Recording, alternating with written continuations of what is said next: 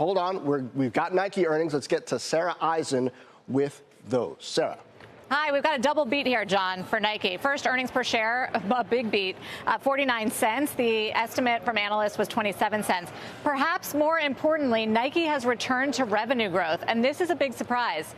They actually saw revenue growth of 1%. Revenues were $11.7 billion, and that was a lot better than the expectation of $10.9 billion. Remember, the company guided for mid-single-digit revenue declines, and that's what all the analysts were expecting. They were looking for signs of progress, and they got it in a much better way by actually seeing 1% revenue growth. Now, it's lumpy. It's not across the board. Where is the growth coming from?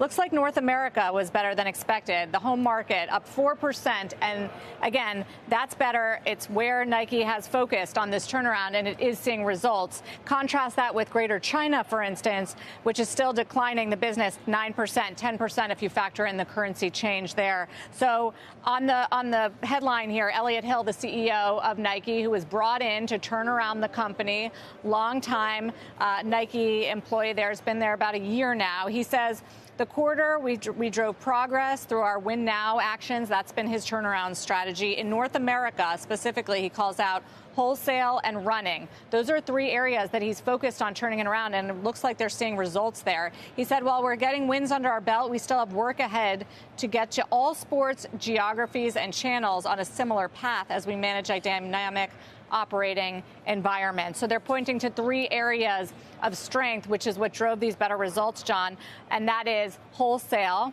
That's the important relationships with the Dick's Sporting Goods. And remember, adding new relationships like Amazon and Aritzia, which they have done. Wholesale growth looks like 7%. They still have work to do on the Nike Direct and digital side of things, which is declining.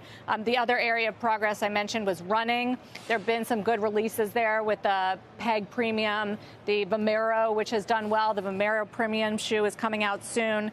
And so it looks like they are seeing results of that. I mean, still areas for improvement. I mentioned China. Converse is another one where results are down 27%. They just announced new leadership there. So I'll continue to dig into this. We're going to be listening on the call, John, for guidance. They've been in this new mode of giving guidance for quarterly and not a long-term guidance because of the turnaround. So we'll see if they continue to do that, and also if they update the $1 billion hit they were expecting from tariffs now that we're starting to see some trade deals materialize.